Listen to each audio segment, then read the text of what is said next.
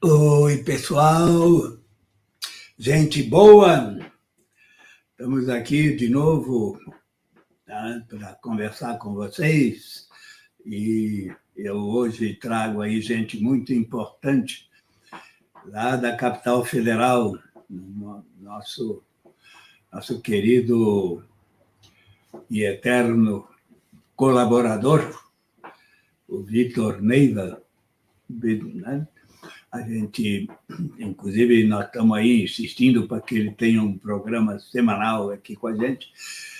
Ele que nos indicou, né, esses professores para a gente conversar um pouco hoje aqui sobre educação, né? É a questão crucial para o desenvolvimento, né?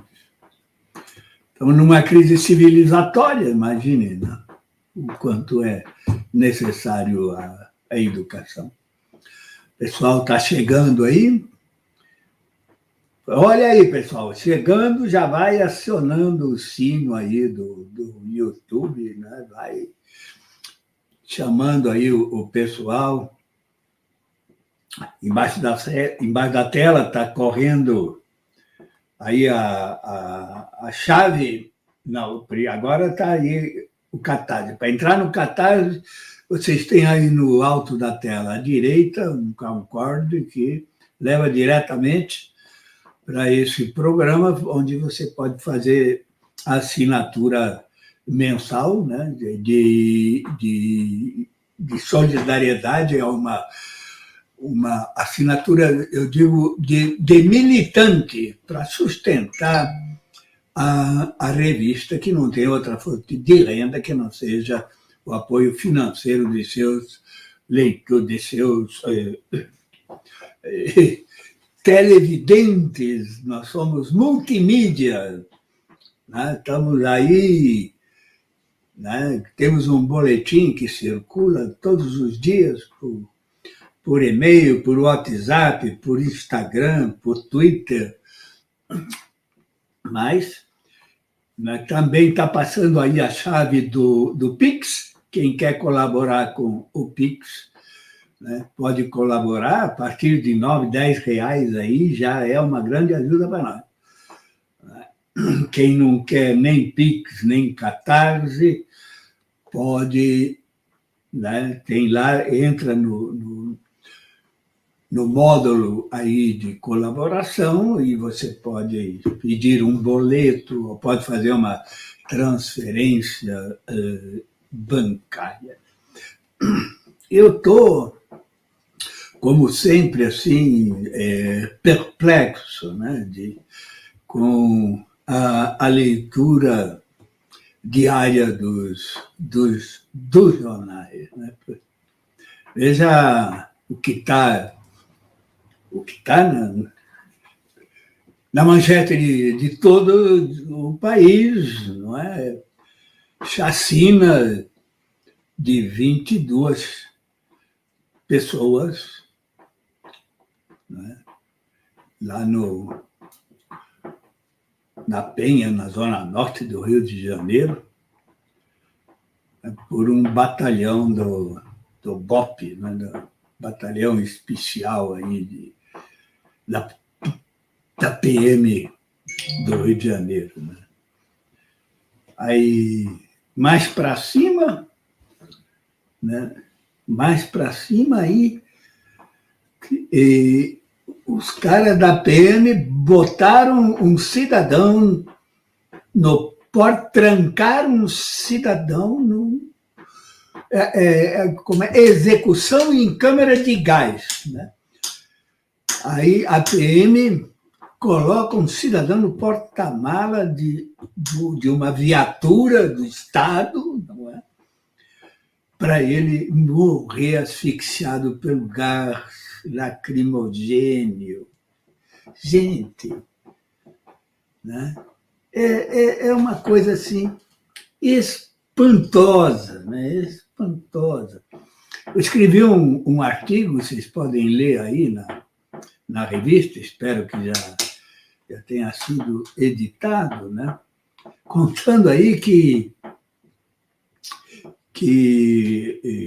empresários e representantes da sociedade civil enviaram uma carta ao presidente Biden e aos dirigentes do Congresso dos Estados Unidos, né, pedindo 9 milhões de dólares para proteger a Amazônia. Veja se pode uma coisa dessa, né? O país se arrebentando, não é? Os caras pedindo esmola para o Biden. O que é 9 milhões de dólares para um cara que acaba de dar 40 bilhões, né?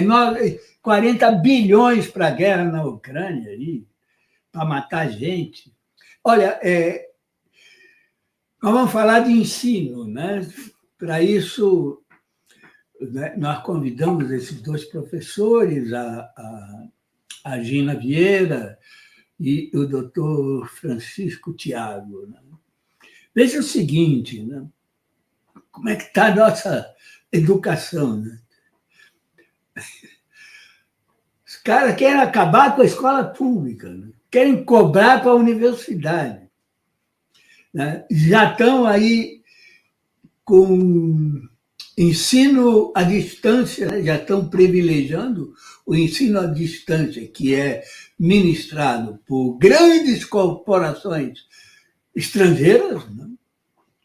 Agora, eles querem o ensino domiciliar, querem cobrar na universidade pública, e outra, é tudo excrescência, né? A maior excrescência é a escola militarizada, né? Que estão aí abundando pelo país, aí em Brasília principalmente, né? Vocês têm aí os bons exemplos de escolas dirigidas por militares e que estão educando as crianças dentro da ideologia com que eles foram formados. E eu faço até uma provocação, aí veja o seguinte, esses militares que estão no poder, né, esses caras, desde a adolescência, eles frequentaram escola pública, cara, né? A maioria deles é filhos de militar, cursou a escola preparatória, foi para a academia militar, né, a famosa Academia Militar de Agulhas Negras, para se formar como oficial das Forças Armadas, não pagando um centavo, tendo casa, cama, comida, assistência à saúde, tudo de graça, e ainda um salário, um soldo de militar. Agora, esses militares que continuam vivendo a custas do povo, porque somos nós que pagamos o soldo deles, não é? Querem cobrar até dos meninos que estão iniciando na escola. Né? Querem acabar com a escola pública para levar a responsabilidade para os pais, para educar em casa. Olha, talvez aí o a Gina Vieira possa explicar para a gente o que é que o resultado disso que está acontecendo, como isso vai afetar no Brasil. Né? Gina, você, por favor, conta um pouquinho da sua história, quem você é, da sua formação, né? E diga para a gente aí as consequências desse quadro que eu expus, se você está de acordo que esse quadro é dramático. Diga. Paulo, querido, primeiro eu quero agradecer muito pelo convite de estar aqui dialogando, né, nesses Diálogos do Sul, que é onde eu me reconheço. Agradecer o prazer de estar conversando com você, parabenizar o canal pelo trabalho. Eu sou professora há mais de 30 anos, professora da educação básica, né? Sou formada em letras, e acho que a proposta do ensino remoto, a melhor forma de falar sobre ela é dizer que ela representa violação de direitos de crianças e adolescentes. E como a gente falou aqui nos bastidores, o professor Francisco Thiago, né, que é doutor pela Faculdade de Educação, ele fez uma pesquisa muito minuciosa sobre a história do ensino domiciliar, de onde vem essa proposta, quais são as motivações. E como a gente sabe que o Thiago vai ter que sair daqui a pouco, porque ele tem um compromisso às 18, né, Thiago? Eu queria sugerir que a gente começasse ouvindo um pouco um panorama que o Thiago tem para trazer. Eu já estou aqui entrando no lugar de mediadora junto com o Paulo, né, Paulo? Queria muito ouvir o Thiago e falar também a partir das considerações dele, aonde eu me reconheço muito. Então, Tiago, está aí a ordem dada. Boa tarde a todos e todas e todos aqui. Paulo, querido, eu quero agradecer também aí o convite, dizer que é uma felicidade estar aqui, me fazer presente nesse canal, nos Diálogos do Sul aqui, dizer que é um espaço, aliás, todo o espaço que trata de política pública, de educação e de crítica à situação, assim, catastrófica que a gente vive em vários aspectos da história recente do nosso país, é um espaço de resistência. E a gente precisa se fazer presente nesses espaços. Eu tenho o maior prazer de dialogar aqui, uma admiração profunda pela Gina, ela sabe disso, de longa data aqui, e a gente tem uma relação pessoal muito, muito, muito bacana. Então, eu sou professor da Universidade de Brasília, e sou do Departamento de Métodos e Técnicas da Faculdade de Educação, onde também tive assim, o prazer de ter feito meu mestrado e meu doutorado na área de políticas públicas para currículo, formação de professores. Eu sou historiador de formação, né, sou pedagogo também, e nos últimos anos, o Paulo, você trouxe assim, uma memória muito bacana, recente, mas a gente tem vivido ataques assim, frontais e fervorosos à concepção de democracia, que é o nosso regime que precisa ser aprimorado sempre, mas que é o nosso regime atual. E eu tenho dito que, sobretudo, a gente vive, nos últimos tempos, tem experienciado um grupo que defende propostas, fomentadores de ideias muito fortemente, que a gente achou que estava adormecido, mas que sempre se fizeram presentes. Ideias neoliberais, neoconservadoras, de cunho supostamente populistas, mas é um populismo autoritário muito forte, que vem dos países, assim, da boa parte do norte, mas que copiou uma parte da política estadunidense, e são esses apoiadores desse populismo autoritário que defendem os argumentos de políticas intervencionistas na educação. A homeschooling é uma delas, mas a gente tem a escola sem partido, que nunca morreu, sempre está à espreita, que é um assinte à autonomia intelectual dos professores e das professoras do Brasil. A gente tem a Base Nacional Curricular Comum, que de democrática não tem nada. A gente tem a militarização das escolas públicas. Eu orientei uma dissertação de mestrado, foi a primeira do país a discutir a relação entre o currículo, quer dizer, as formas de organizar o conhecimento, e o desvio de função, que é notório dos militares que não têm formação pedagógica para atuar em sala de aula e que estão, assim, desrespeitando completamente o estatuto da própria profissão que os rege, estando e ocupando um espaço que não deveria ser ocupado por militares dentro da sala de aula. Então, é só para dizer que a homeschooling é mais um braço dessa política, assim, nefasta do governo que se faz presente. E sobre a homeschooling especificamente, fora do nosso país, há inúmeros movimentos por essa educação em casa. A gente tem a Homeschool Legacy Defense Association, que é a maior do mundo, nos Estados Unidos da América. Essa associação em defesa legal do ensino, gente, tem diferenças com relação à ANED, por exemplo, que é a brasileira. Essa associação de educação domiciliar aqui no Brasil traz dados que são, assim, muito preocupantes. Segundo a ANED, são 12 mil famílias que praticam a educação domiciliar, ou seja, que praticam a modalidade ilegal, porque não há respaldo legal para que isso ocorra. Em alguns casos, isso se configura, inclusive, como abandono intelectual, tanto que há 2 projetos de lei tramitando junto. O absurdo que é essa PL para regulamentar a educação domiciliar e outro que modifica o Código Penal, inclusive altera o ECA, viu, Gina e Paulo, que é sobre cair a perspectiva penal para o abandono intelectual. Porque uma vez que você regulamente a educação domiciliar, você automaticamente não penaliza mais aqueles e aquelas que optarem, porventura, a educação domiciliar de levar os seus e as suas para a escola. Então, veja só, eu estou fazendo primeiro, viu, Paulo, uma síntese geral para depois entrar nos pontos mais problemáticos desse ensino domiciliar. O fio condutor dessas iniciativas estrangeiras são ideias conservadoras ligadas a movimentos religiosos, cristãos conservadores, protestantes, sobretudo. E aqui a gente não está para contestar a fé nem a religião, mas aqueles que se apropriam dessa fé e a trazem para o campo ideológico político e se fazem valer disso para impor sua vontade no campo da política.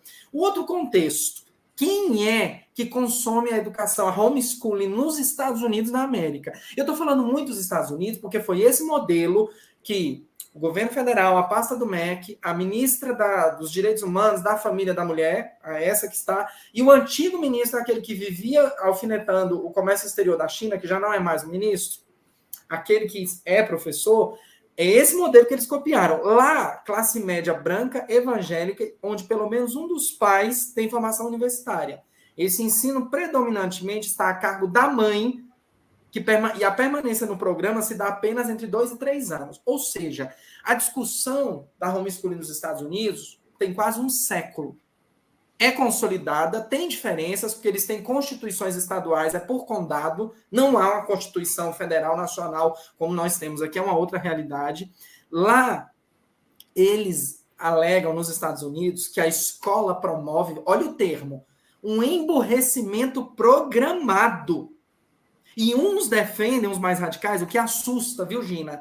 Porque os entusiastas da homeschooling, em sua maioria aqui no Brasil, são cristãos, protestantes, apoiadores, base de apoiadores do governo federal, e que leem esse tipo de matéria. Eu esperei alguns meses para chegar a esses livros em 2019 e 20, eu escrevi esse artigo que foi publicado, um dos primeiros do país a discutir isso, e eu não queria ter previsto isso das minhas leituras de pesquisa na universidade. Porque quando eu publiquei esse artigo, essa PL, ninguém dava ainda muita bola para ela, veio a pandemia e deu uma abafada. A pandemia acabou porque a ideia era que essa discussão ocorresse e essa PL fosse aprovada no 100º dia do governo federal atual.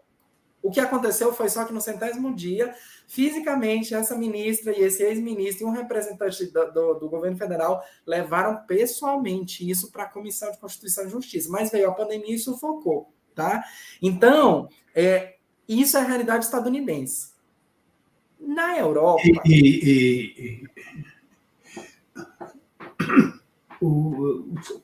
Só um ligeiro parêntese.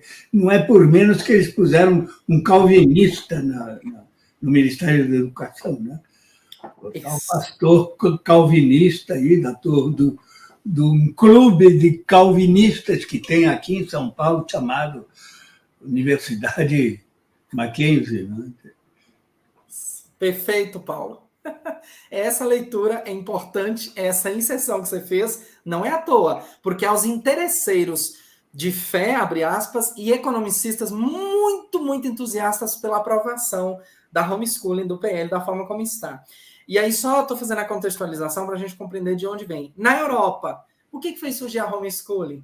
O clima e o tempo, que forçaram cidades e vilarejos a aprovar e legalizar essa modalidade por uma questão climática. Há países na Europa onde não se vê a cara do sol por 6, 7 meses, onde o clima é polar. E se você não institucionaliza isso e não separa a verba pública, estou falando de locais onde não há crianças em idade escolar fora da escola, onde o PIB é investido na educação, onde não é só a classe trabalhadora quem depende da escola pública. A gente precisa sempre pesar isso. O cenário que se aponta é o seguinte: o momento não é ideal nem propício para esse tipo de projeto de lei. Porque fica parecendo, e aí os que se auto-intitulam da direita, ou que nos colocam na esquerda, não há problema nenhum nisso, e é isso mesmo, nos taxam como radicais e dizem: nossa, mas isso é uma violação do direito expresso na Constituição de poder escolher de que forma que eu quero educar os meus filhos. Gente, há inúmeras modalidades e formas de instituição de ensino, pública, privada, confessional, militar, parceria público-privada. Veja, o que eu estou querendo dizer aqui é o seguinte, que nesses países, seja nos Estados Unidos ou mesmo na Europa, onde o clima é adverso, há uma necessidade, há uma demanda, mas aqui no Brasil, o contexto atual federal é outro. A motivação ideológica e paranoica de combate às supostas doutrinações esquerdistas, socialistas e comunistas beira a loucura, a histeria. A gente está findando a gestão federal atual e nós não temos uma proposta concreta, um plano de Estado, de governo atual para a educação. Nós não temos. A alegação do grupo brasileiro que defende esse assinte é a violência na escola, como se no lar não ocorresse. Os abusos que são grandes e que aumentaram. O mapa da violência mostra, não sou eu que estou inventando, e é público, durante a pandemia. E a Gina pode falar disso muito melhor do que eu. A violência contra a mulher, por exemplo, mas a violência infantil também. A precarização e a doutrinação. Entretanto, a homeschooling trará um reducionismo da visão de mundo e uma monovisão epistemológica. O que eu estou chamando de monovisão epistemológica? Nós já, se os interesseiros que alegam que a escola só traz uma visão ideológica de mundo, de política, e que a criança tem direito de ver e perceber todas as visões, quem é que, abre aspas, vai acompanhar pedagogicamente o ensino nessas várias casas, instituições? Quem é que vai garantir que a criança vai ter todas as visões, por exemplo, de criação do mundo, de origem das espécies? A proposta não tem apoio da maior parte da população brasileira. O recente, eu estou trazendo números aqui porque a gente precisa dialogar em todas as frentes. A teórica, a científica, a popular de pesquisa, o Datafolha fez uma pesquisa de impacto de 8 a cada 10 brasileiros, de 8 brasileiros, 8 em cada 10 rejeitam a proposta.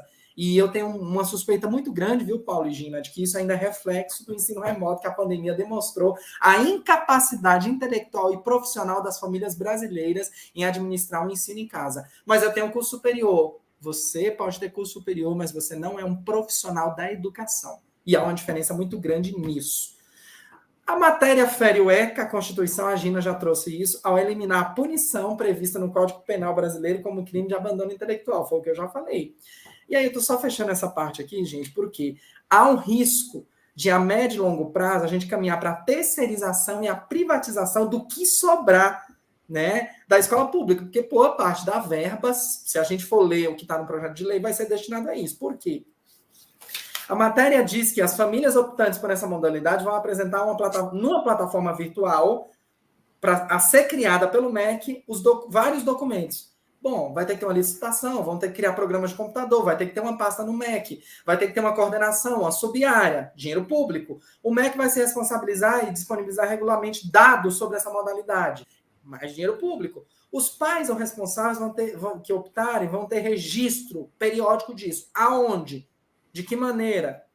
E aí continua, tudo isso é verba pública que sai da educação básica, que já não recebe nos últimos 10 anos, esse é o ano em que a verba pública para a educação vai ser a menor nos últimos 10 anos. Tá? Também pode abrir um precedente enorme para enfraquecer o combate aos casos de violência. Preciso dizer também, Gina há de concordar comigo, que o lar não é suficiente para a socialização secundária. A primária, o lar dá conta, as instituições religiosas dão conta, as associações político-partidárias dão conta, mas a secundária não, que é o contato com a diversidade, com a diferença e com os diferentes, tá? Tem mais! A gente não atingiu 100% ainda dos brasileiros e brasileiras em idade escolar. E a pergunta que eu quero deixar aqui, para só começar esse debate aqui que eu iniciei, é: a quem interessa que a homeschooling seja aprovada? É isso, gente, por enquanto. Maria, né? É um nome feio essa tal da home, como é que é? É educação domiciliar, quer dizer, educação em casa. A cultura se transmite pela educação em casa, né? As tradições, o idioma. O idioma se aprende no peito da mãe, por isso que chama idioma materno, né?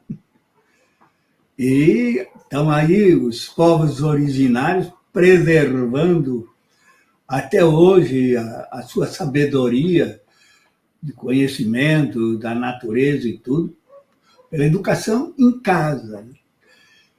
Mas fora de casa, a educação é outra, não é? É outro mundo, é colocar o sujeito, né, no universo, quer dizer, com capacidade de olhar o mundo das ciências, da tecnologia, das artes, não é?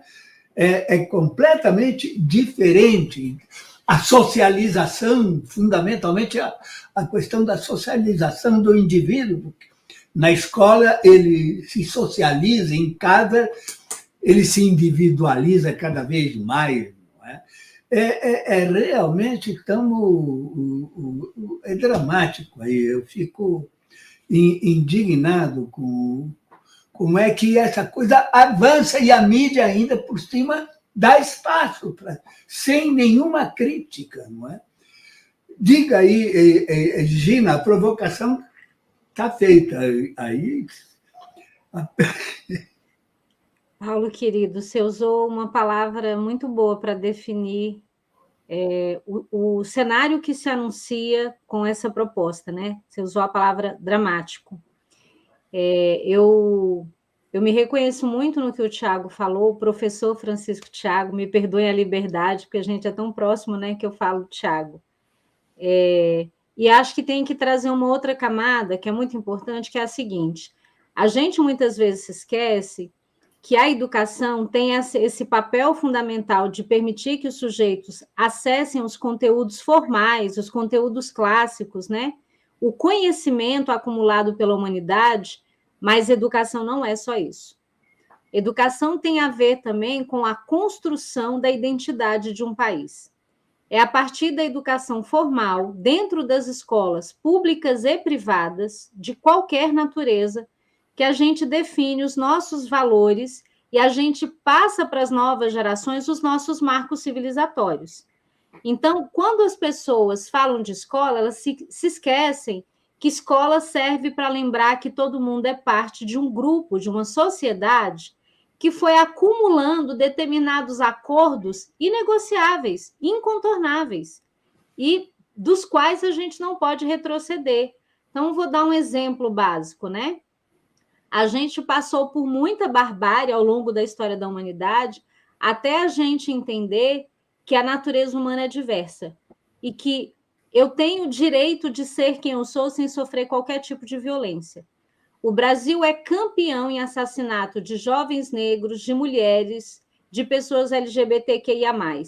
Muitas vezes na escola, uma criança e um adolescente vai ouvir da família um discurso que reverbera o ódio a essas minorias. É na escola que eu vou ter a oportunidade de permitir que essa criança, esse adolescente, jovem, idoso, adulto, que acessa os portões dessa unidade de ensino, possa compreender os nossos marcos civilizatórios e os nossos valores plurais. Então, escola ensina conhecimento, mas esse conhecimento não pode ser visto numa perspectiva instrumentalizadora apenas para acesso ao mundo do trabalho. É importante a gente falar do conhecimento numa perspectiva muito mais ampla, que é esse conhecimento que me torna sujeito, que me torna humano, que me vincula à humanidade numa perspectiva de entrar em contato com esses marcos civilizatórios, me apropriar deles e respeitá-los. O que o homeschooling propõe, o que o ensino domiciliar propõe, é a ideia de que esses marcos civilizatórios não servem para todo mundo. Então, muitas vezes o pai pensa assim, não, eu não quero que o meu filho vá para a escola aprender sobre diversidade de gênero. Não, eu não quero que o meu filho vá para a escola para aprender sobre racismo estrutural, porque para mim isso nem existe, nós somos todos iguais. Isso é de uma perversidade e pode anunciar um cenário tão dramático, né, Paulo e Tiago, que é um país que não é país, uma sociedade que não é sociedade, uma humanidade desumana, justamente porque as pessoas acham que liberdade de expressão é abrir mão dos nossos marcos civilizatórios. Esse é o primeiro ponto que eu queria falar. O segundo ponto que eu queria falar é que só abre a boca para fazer a defesa do ensino domiciliar quem não tem o menor conhecimento da realidade brasileira.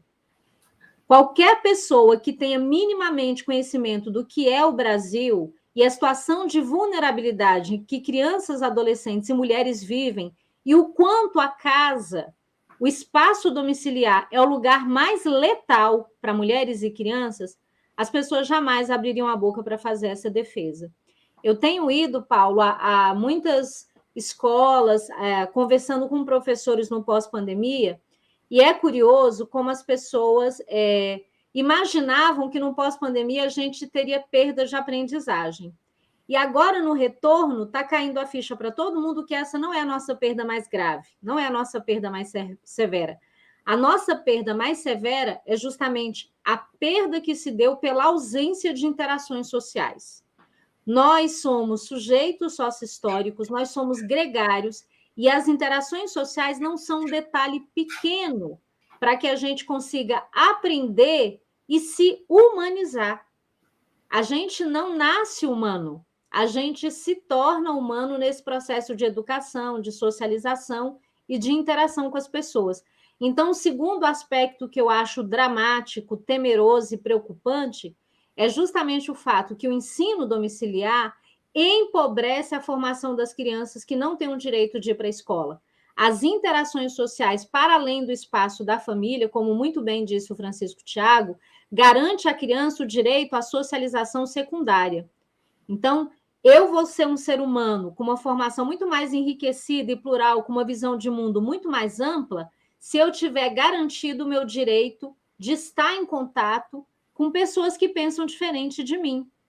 Porque dentro do processo democrático, dentro do regime democrático, as pessoas têm o direito a pensar diferente e a coexistir.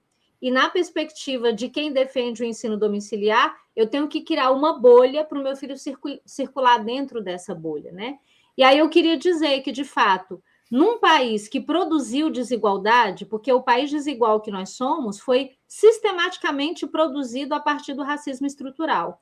É um país que terá na escola esse ponto de apoio, esse braço do Estado, em que, a partir do contato com a escola, serão garantidos direitos mínimos.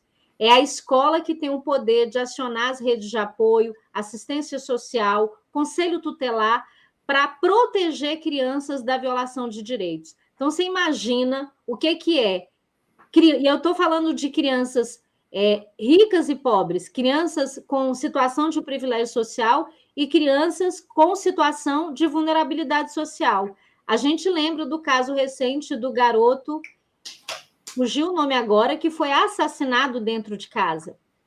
Uma família com super privilégio social, com dinheiro, com grana, com escolaridade, e o garoto foi assassinado. Né? Então, olha como é importante que essa criança tenha um olhar de outros adultos dessa rede de apoio que incluem escola para que ele não seja violado nos seus direitos. Né? Então, por hora, é muito provocada pela palavra dramática que você usou, que eu acho que foi muito acertada, e pelas considerações super pertinentes que o Tiago trouxe, por hora é o que me ocorre falar em relação a essa primeira reflexão que a gente faz aqui. Ainda nessa dramaticidade, ainda na questão dramática, né? Que eu me lembro do Darcy Ribeiro, com quem eu pude conviver, e do Anísio, né? Anísio e Darcy foram os que imaginaram a universidade necessária para o Brasil, né? Eles que criaram o conceito de ensino em tempo integral para as crianças. Aí, não sei, vocês são muito jovens, mas seguramente estudaram as primeiras letras numa escola Parque de Brasília. Coisa maravilhosa. Entrava na escola de manhã, tomava café, almoço, tal, voltava para casa no fim do dia de banho tomado, não é? Algo assim. Essa é a escola idealizada para o Brasil. Esses 40 anos de retrocesso, de paralisação econômica aí, proporcionada pelo neoliberalismo, acabou com o conceito da escola. Nós chegamos ao ponto de ter 70% da população analfabeta funcional. Você sai com diploma universitário analfabeto funcional. As pessoas formadas não leem. Não leem. E tivemos aí, nós até publicamos aí, não faz muito tempo, uma regressão no QI, na própria inteligência das pessoas. Enquanto no mundo, nos últimos decênios, o QI evoluiu, né? No Brasil o QI decresceu 10 pontos. Veja ao absurdo, nós estamos criando uma população não só de ignorantes, mas também de imbecis. Esse é o dramático da coisa real. Né? Estamos criando o quê? Aí, perdão, a palavra é de vocês, mas eu fico indignado com isso que nós estamos vivendo. Diga, Francisco. Isso é muito válido, Paulo, e a sua indignação soa como a desbanalização do banal. O Paulo Girardelli, que é um colega da USP, que é um filósofo que eu dialogo bastante, nos mostra muito bem isso. A gente não pode banalizar aquilo que está banalizado, é desbanalizar o banal. É o papel da filosofia, eu trago isso para a filosofia da educação. Desbanalizar o fenômeno educacional no Brasil é uma coisa muito séria, porque, veja, e aí eu dialogo muito, muito com a perspectiva política do Darcy e do Anísio. O Darcy é o patrono aqui da UNB, que é minha casa, tem sido minha casa nos últimos tempos, como aluno e como docente agora da graduação e da pós-graduação. O Darcy nos dizia já, lá nos idos dos anos 70, que a crise da educação no Brasil não é uma crise, mas é um projeto. Veja que isso é grave. Quando você tem uma perspectiva de um Ministério da Educação que foi criado recentemente, o MEC foi criado em 1932. Quando você tem essa perspectiva de uma educação dualista, com a crise estrutural grave, veja que nós copiamos um modelo afrancesado que foi pensado pelos burgueses franceses para compensar a jornada de trabalho exploratória que os pais viviam, e eram prédios horrorosos nos confins de Paris, onde as crianças ficavam um tempo passando longe dos pais. Essa concepção afrancesada de escolher foi o modelo ocidentalizado importado para toda a Europa, inclusive para a nossa metrópole Portugal, que chegou aqui no Brasil e foi difundido, e é a nossa base escolar, uma escola dualista. Tem um colega da didática aqui, hoje está na PUC do Goiás, mas foi da UFG, o Libânio. E o José Carlos Libani nos fala de uma dualidade perversa do ensino, onde a gente precisa quebrar e discutir isso o tempo todo. Há uma escola do acolhimento social no Brasil e uma escola do conhecimento poderoso. E essa escola do acolhimento social, Paulo, tem formado esses imbecis, como você usou esse termo aí.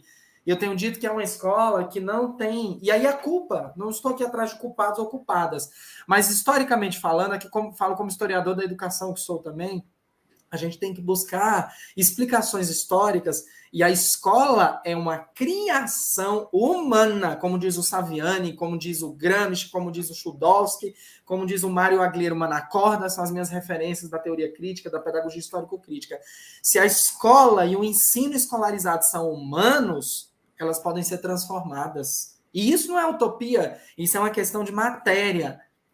Então, a escola foi criada, apropriada, distribuída a partir da classe rica na Europa, em Portugal e aqui no Brasil. Eu costumo dizer que aqui no Brasil a gente não tem nem elite, porque elite tem que ter dinheiro, tem que ser inteligente. Nós não temos esse grupo aqui. Quem está no poder é burro, sabe? Mas é muito inteligente e interesseiro para usar a política a seu favor.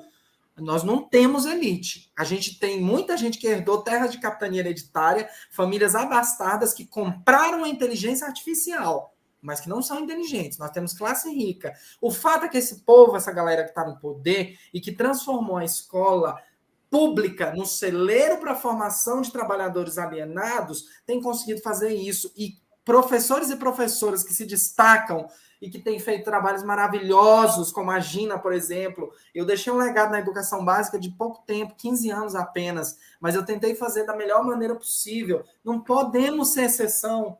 Você citou a PEC 186 de 2019, que congelou os gastos públicos, isso foi um assinte. Se você juntar a PEC de 2019, o golpe jurídico civil parlamentar que derrubou Dilma, eu digo antes, 2014, a contestação que o PSDB fez das eleições nunca tinha acontecido desde a retomada da democracia. A eleição presidencial, por último, quase 14 processos de impeachment nós tivemos na América Latina nos últimos 20 anos, sem um tanque de guerra entrar nas cidades, nas capitais. 14 presidentes foram depostos. Isso não é coincidência. Então, a gente precisa ter uma visão ampla e analisar o que está acontecendo. Mas, sobretudo, eu que sou do campo da educação, né, das políticas de formação de professores, a gente precisa ter uma leitura e reconhecer uma coisa. Mesmo quem está no poder, ultradireitista, ultraliberal, neoliberal, que flerta com o fascismo abertamente, escancaradamente, percebe que a escola incomoda a escola pública. Essa é a nossa arma mais poderosa. Tem sido porque a escola trabalha com a perspectiva da contradição, da hegemonia e das ideologias. Então, ao ponto de incomodar, que querem interferir o tempo todo na escola. Então, é preciso que a gente repense qual é o lugar da escola e a função social da escola nesse tipo de governo. O que não dá é para se acostumar e banalizar a situação. É preciso ter um movimento reverso, de desbanalizar o banal. Isso é filosofia pura. É isso.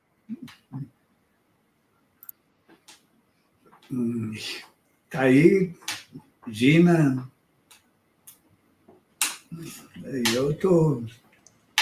Eu me calo. O Tiago traz considerações muito profundas, né? E eu acho muito importante que ele traz a conjuntura. Não existe pedagógico sem político, né, Tiago? E a gente não está falando do político partidário também. Mas a gente está falando da compreensão de que educar e qualquer escolha pedagógica é também uma escolha política.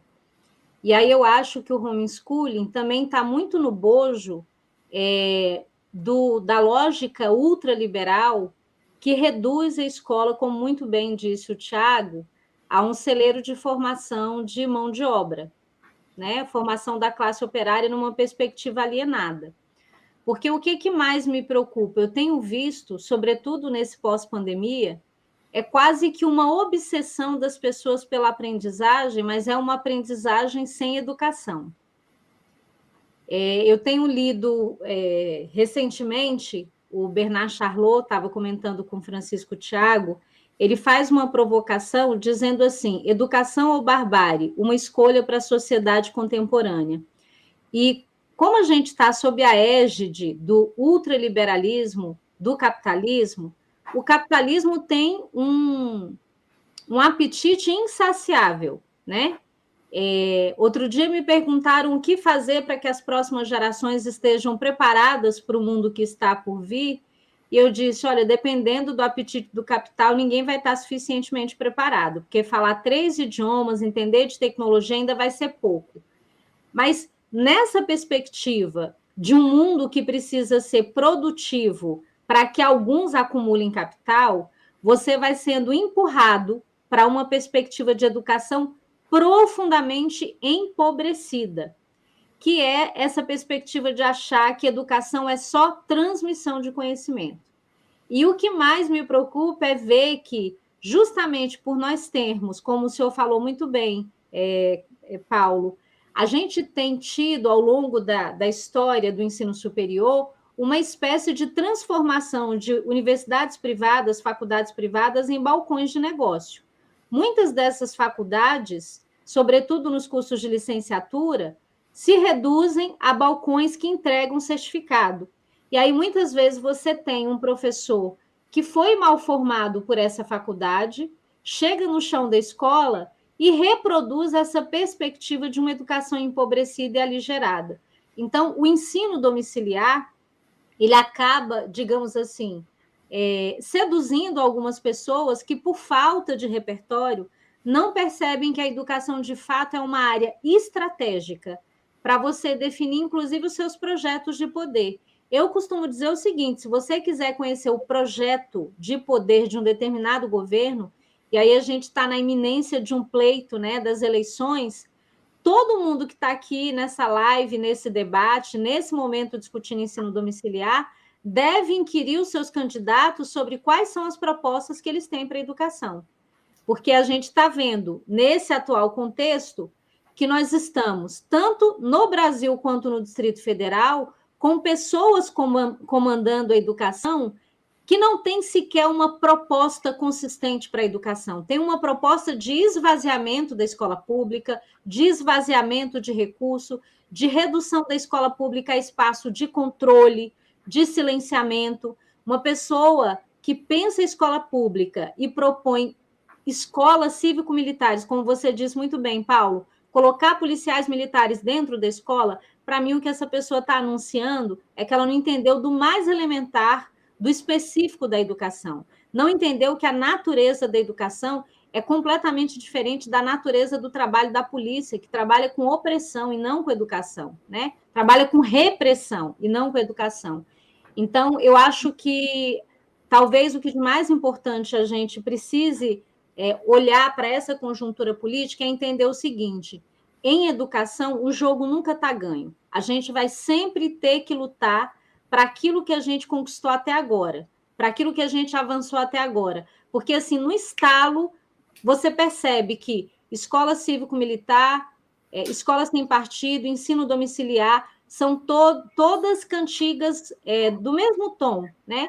Que é a ideia de você empobrecer a concepção de educação e de você esvaziar a função do Estado da educação dos mais pobres. A médio e longo prazo, como já apontou o Francisco Thiago, a gente vai chegar a uma terceirização, a uma privatização e a uma precarização ainda maior da escola pública. É impressionante, né? Porque são grandes corporações estrangeiras, inclusive, que estão se apropriando de redes de escola pública. Não é? Está havendo aí também a apropriação de redes de escola por empresas que visam unicamente o lucro. Quer dizer, educação virou commodity. Né? Educação virou commodity para dar lucro para as transnacionais. Tem que ter o maior número de alunos possível, né? Esvaziar a capacidade crítica do aluno, né? Por isso que eles odeiam o Paulo Freire, não é? Que diz que na escola a gente vai para aprender a olhar crítica e criativamente a realidade, por isso que eles odeiam o Paulo Freire. Né? Mas vamos aí ouvir o Francisco Tiago.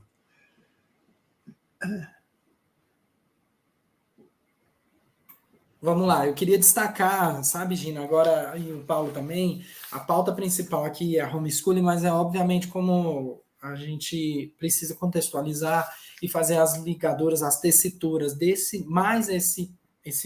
essa tentativa de interferência, nós chamamos isso de modelo de intromissão burocrática. Todas as vezes que um legislador ou uma bancada quer interferir na educação, sem ser da educação, numa perspectiva ideológica que desprofissionaliza os profissionais da educação, quer dizer, que expropria a autonomia intelectual desses docentes, o nome disso é modelo de intromissão burocrática. Pois bem, a gente tem vivido isso.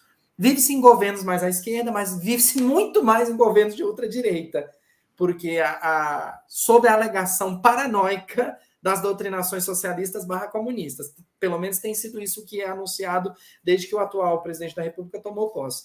Mas sobre a homeschooling que está ligada, e a Gina vem falando isso, eu estou só concordando com ela e trazendo mais alguns elementos aqui para o nosso debate, de olho aqui no tempo também.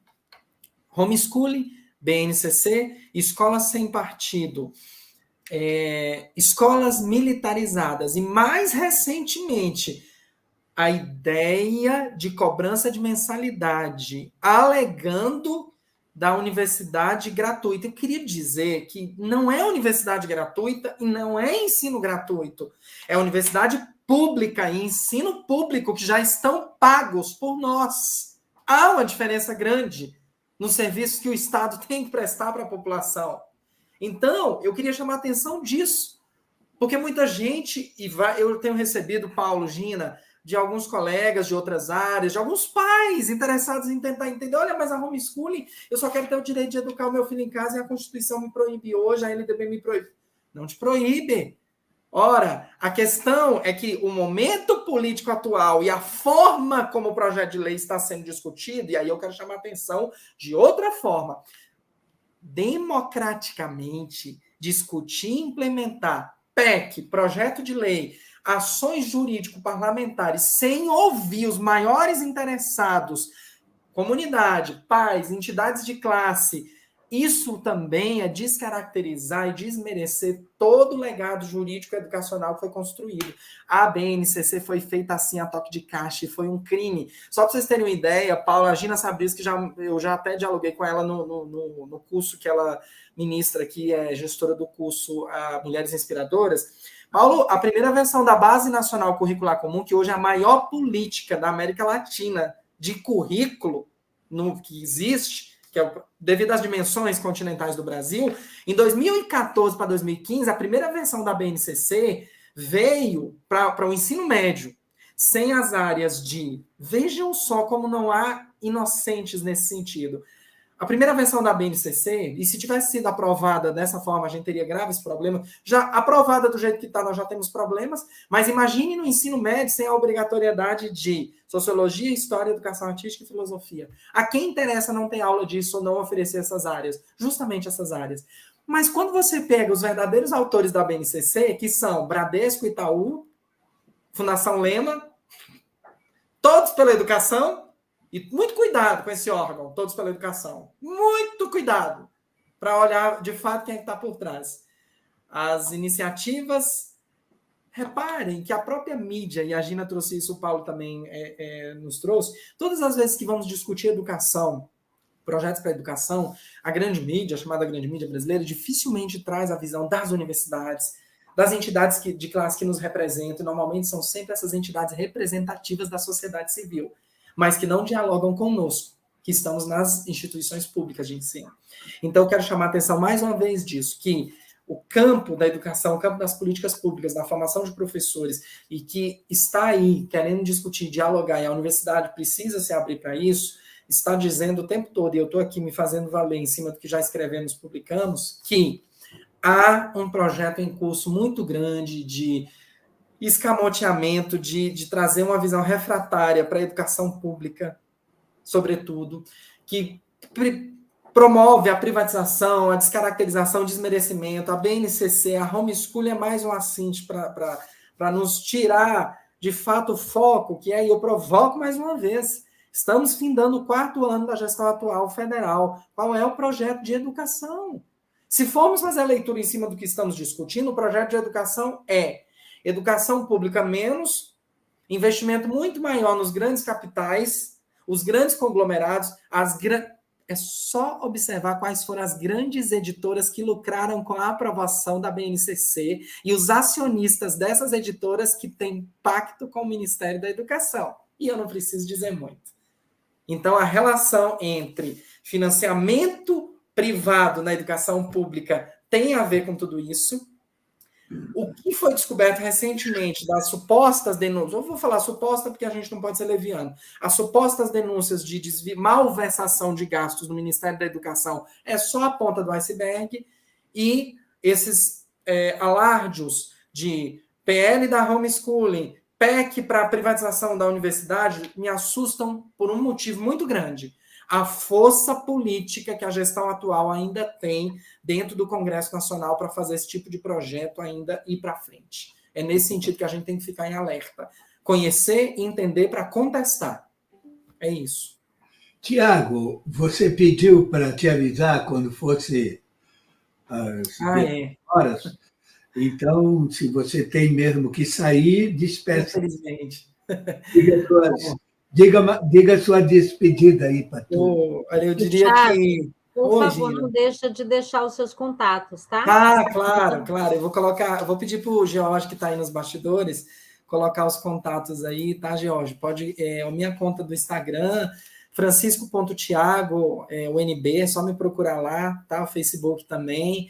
Podem me procurar. Eu também tenho um canal no YouTube que a gente foi... Do dia para a noite, professores viraram youtubers sem ter formação nenhuma, porque não houve uma política. Eu tenho que fazer minha crítica. Minha fala final é mais uma crítica contundente.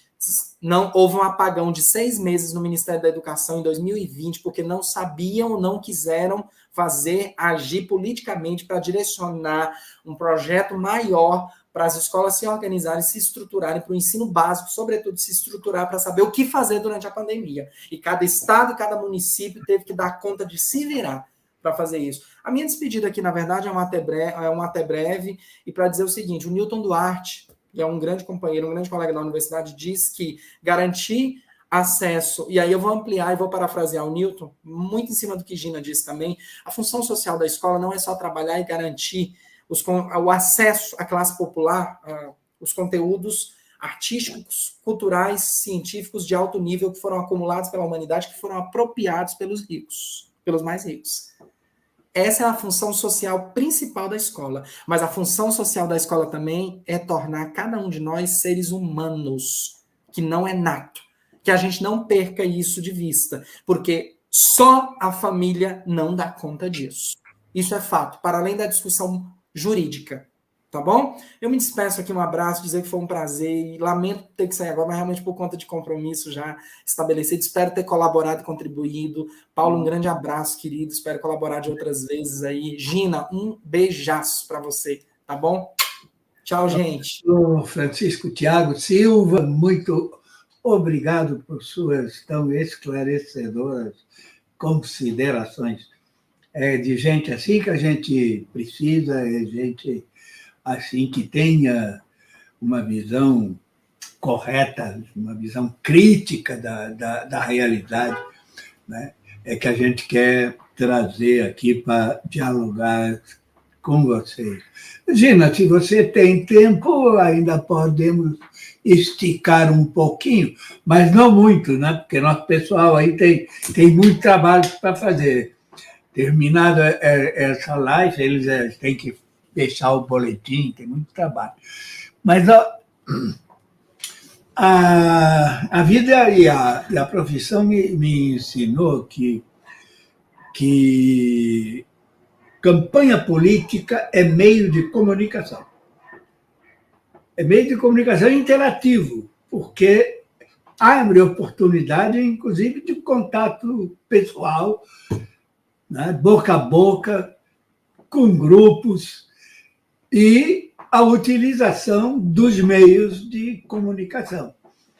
Os meios de comunicação querem transformar a política em mercado, então tratam os candidatos como mercadoria, né? E fazem campanhas de propaganda para vender produto, não para vender pessoas e projetos. Mas nós estamos agora numa oportunidade, não é, de dizer para as pessoas: olha, vamos aproveitar a campanha para cobrar dos candidatos a verdade das coisas. Aí, o que você, né, o quanto se pode questionar esses candidatos sobre a questão da educação. Perfeito, Paulo. A gente estava aqui nos bastidores falando que a gente olha para o que o Brasil se tornou e fica perplexo, né? Porque a gente tem a sensação de que voltou 60, 70 anos atrás, em termos de índice de desenvolvimento social, precarização da vida dos mais pobres, concentração de renda, né? Um estudo da Oxfam mostra que na pandemia 26 bilionários ficaram ainda mais bilionários, enquanto que a cada 4 minutos uma pessoa morria de fome e em função de situações ligadas à vulnerabilidade social. E aí eu acho que o que está em questão hoje no Brasil, e as pessoas falam sobre polarização, e essa palavra me incomoda, porque polarização você tem entre direita e esquerda. E o que a gente tem é muito mais grave, porque não é polarização. A gente está no limiar de cair na barbárie. A gente está numa disputa de projeto de sociedade entre civilidade e barbárie. A negação do Estado democrático de direito, a criação de tribunais de exceção, a negação das instituições, isso está acontecendo ao ponto de ser banalizado. Então, eu acho que, considerando, né, o tema da nossa conversa aqui, que é homeschooling, e todo o pacote que acompanha o homeschooling, o que a gente tem é um momento da história do país em que a perversidade do capitalismo ele vem com muito mais violência para cima da educação, tanto no sentido de privatizar, de tentar terceirizar, privatizar e interferir na educação, como também no sentido de impor, como eu disse, uma visão empobrecida de educação. Uma visão que quer treinar as novas gerações. O que mais me assusta, Paulo, é uma tentativa de mudança na subjetividade das novas gerações para que a gente naturalize essa visão de mundo orientada pela lógica liberal, que é a ideia de que alguns têm o direito, uns muito poucos têm o direito de acumular riqueza, patrimônio, às custas da exploração e da precarização da vida dos outros. Você imagina se a gente não tiver uma educação que se dê dentro da escola, a partir das relações sociais e interações secundárias, em que a gente, muito inspirada em Paulo Freire, provoque as novas gerações não a olhar para esse cenário e se conformar com ele, e se adequar a ele, mas a olhar para esse cenário e compreendê-lo criticamente, contestá-lo e pensar em outros mundos possíveis. Então, essa educação acrítica que o ensino domiciliar quer propor é uma educação que não está preocupada em formar alguém que vai ter compromisso com a mudança social.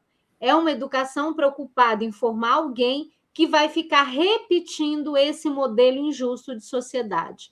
Então, se a gente quer mudar o cenário pedagógico, se a gente quer mudar a realidade da educação brasileira, nós não temos escolha. A gente tem que mudar o cenário político, a gente tem que mudar os nossos governantes, né? Os nossos mandatários, porque eles estão com a chave do cofre na mão e eles decidem onde colocar dinheiro, como colocar dinheiro. Então, na iminência das eleições, a gente tem que pensar duas coisas. Nesse exato momento, nós, como país, temos a oportunidade de escolher um projeto de sociedade ancorado, né, no regime democrático, no respeito às instituições, ou a gente escolhe um projeto de país bárbaro, violento, que tem matado milhões de pessoas. E a educação corre um risco imenso se a gente não mudar esse cenário político que está posto para todos nós. Olha aí, gente. Ficamos... olha que uma pessoa maravilhosa falando coisas maravilhosas. Eu quero você conosco. Gina, temos aí um monte de gente querendo intervir, mas por força do formato do programa de hoje, a gente não tivemos tempo de atender a demanda do público. Eu vou propor aí a produção que façamos outro dialogando, entende? Com vistas a atender a demanda do público. A gente fala só um pouquinho e deixa o resto do tempo para esse público maravilhoso e ansioso por dialogar conosco. Você topa, não é, Gina? Super topo, Paulo. Inclusive, queria sugerir que as pessoas que estão aqui nos acompanhando... Primeiro, eu queria agradecer, né, que eu estou achando muito legal que a galera está acompanhando, mandando as suas impressões, mandando os comentários, mandando perguntas, né? Eu queria, só para não deixar de contemplar a pergunta de ninguém, que eu vi algumas questões aqui bem interessantes, né? Por exemplo, o Luiz fala assim, o homeschooling é uma forma de gourmetizar uma questão que nunca pareceu estar no radar de importância do país. Qual o impacto real que a educação sentirá com o homeschooling? Será algo sentido agora ou a longo prazo, né? Então, pegando essas duas questões aqui, e tem a Mariana fala que ela desconfia que a violação de direitos de crianças vai aumentar. Então, eu acho que são essas 3 perguntas que apareceram aqui, e para não deixar de contemplá-las, eu queria dizer o seguinte: eu acho que não haverá adesão a essa proposta do ensino domiciliar por parte da sociedade. Como disse o Tiago, a gente tem uma pesquisa que mostra que de cada 10 brasileiros, 8 são contrários à proposta. Quem está nas periferias, que é a maioria de quem frequenta hoje a escola pública, por exemplo, nunca, jamais, em tempo algum, vai defender homeschooling, não vai defender menos escola, vai defender mais escola, vai defender escola de tempo integral. Não só vai querer o filho, a criança e o adolescente na escola, mas vai querer que ele fique o dia inteiro, porque a classe operária trabalha e não tem com quem deixar o seu filho. Então, eu acho, respondendo à pergunta de quem trouxe essa questão, eu acho que não há adesão da sociedade. O que não quer dizer que não seja importante a gente barrar a aprovação do homeschooling no Senado. Por quê? Porque você abre uma prerrogativa e você abre uma brecha para que, mesmo que seja um grupo muito reduzido de crianças e adolescentes que têm as suas famílias em situação de privilégio social, que essas crianças fiquem reféns dessas famílias e tenham negado o direito, né, de acesso à escola como espaço de desenvolvimento integral, não só espaço de acesso aos saberes. Então, acho que eu podia encerrar minha fala dizendo, Paulo, que nós, como sociedade, precisamos nos mobilizar. Se eu não estou enganada, a proposta passou na Câmara, mas ela ainda vai para o Senado, né? Então, está fazendo uma audiência pública aí, você pode votar contra. Pronto. Então, gente, a gente tem hoje as nossas redes sociais, né? WhatsApp, Instagram e tantas outras. Eu acho que é aquele momento em que a gente tem que conversar com os nossos pares e pedir para as pessoas se posicionarem.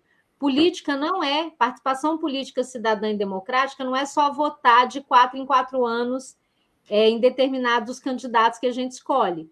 Participação política é isso, é a gente ter incidência no debate nacional, é a gente discutir na família, na igreja, na comunidade, nos movimentos sociais, o que está acontecendo no cenário nacional.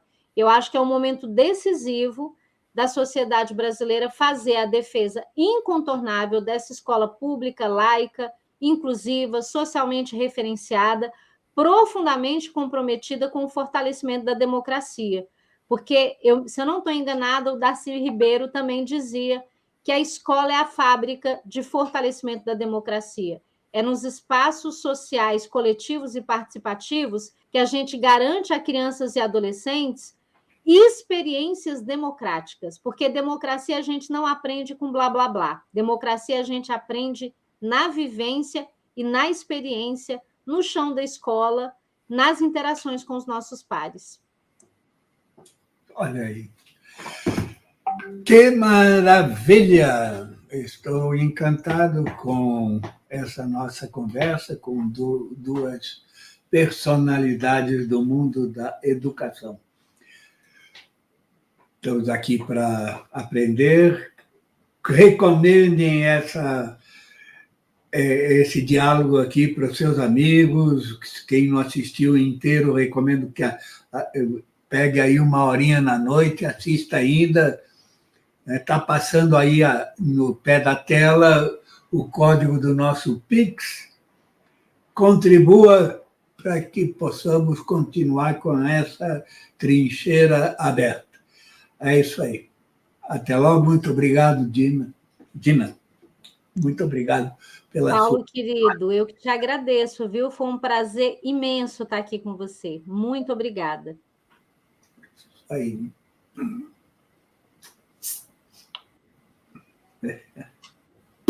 Jornalismo independente, análises, opiniões, o porquê atrás dos fatos. Contribua com o nosso projeto. Faça uma assinatura da Diálogos do Sul.